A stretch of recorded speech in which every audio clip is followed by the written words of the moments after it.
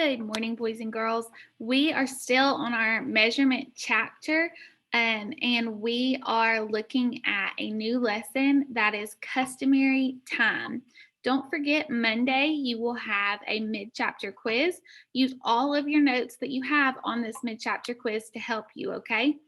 So let's go ahead and jump right into this lesson talking about customary time. Again, we're going to use the same chart and format that we've been doing to do conversions earlier in the week, but today we are just going to look at time rather than length or some of the other forms of measurement that we've looked at. So most of these you should actually be familiar with because you use time all the time. So in 1 minute, there are 60 seconds. There are 60 minutes in 1 hour. There are 24 hours in 1 day. There are 7 days in 1 week. There are 52 weeks in 1 year. There are 12 months in 1 year. And there are 365 days in 1 year. So we are going to talk about this little chart that we have. As always, we went from left to right, from smallest to biggest. So our smallest form of measurement on this page is seconds.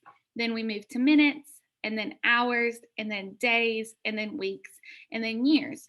So we move to the right as our measurement is increasing. Again, smaller to bigger, we divide. Bigger to smaller, we multiply. Since there are 60 seconds in a minute, from second to minute, you divide by 60. From minute to second, you multiply by 60. From minute to hour, you divide by 60. From hour to minute, you multiply by 60. Since there are 24 hours in a day, when you're going from hour to day, you divide by 24. Day to hour, you multiply by 24. There are 7 days in a week, so from day to week, you divide by 7.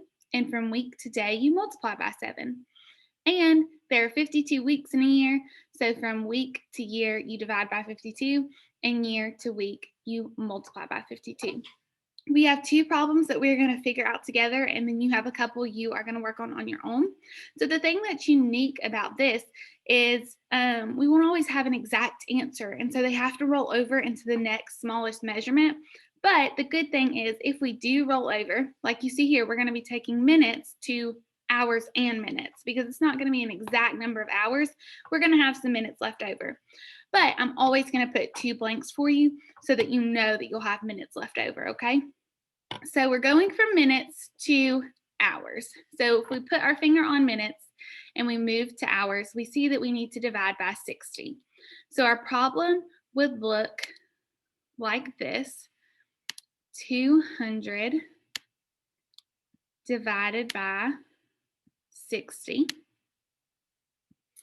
And I know that 60 cannot go into 2 and it cannot go into 20. So I have to find out how many times 60 can go into 200. Well, I can count by 60s. 60 times 1 is 60. 60 times 2 is 120. Because think of it like you're counting by 6s but adding a 0, right? 60 times 3 would be 180. 60 times 4 would be 240. So 240 is too much. So I need to go back down to my 3, which is 380. So 60 goes into 200 3 times. And 3 times 60 was 180. So I'm going to subtract. And I know that 200 minus 180 is 20. Well, I am actually not going to bring down any more zeros here because this is your answer. You have 3 whole hours, right? So your number up top, your quotient is 3. So you have 3 hours. And then your remainder down here, the 20, is actually how many minutes are left over. So 200 minutes is 3 hours and 20 minutes. So you don't even have to go any further than the dividing. Take your quotient, and that is your hours, and then your remainder is your minutes. So now let's try one more. We're going to go from days to weeks. So if we put our finger on days and we move to weeks, we actually need to divide by 7. Well, if we have 65 divided by 7, I know that 7 times 7 is 49. So it's going to be more than 7 times. 7 times 8 is 56. 7 times 9 is 63. 7 times 10 is 70. So that's too much. I know that 7 will go into 65 9 times, and we said that 7 times 9 is 63. So I'm going to subtract 65 minus 63 and get 2. Just like last time, my quotient of 9 is going to be my number of weeks, and my remainder of 2 will be my number of days.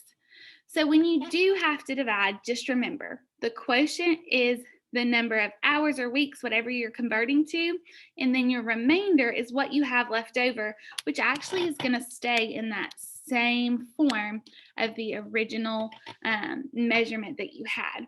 200 minutes is 3 hours and 20 minutes because 3 hours was only 180, so we had that 20 minutes left over. Remember, you have a short assignment after this. If you have any questions or if there's anything that you have not understood from this chapter so far, please reach out to me and let me know. I will be more than happy to help. Hope you have a great rest of your day, boys and girls.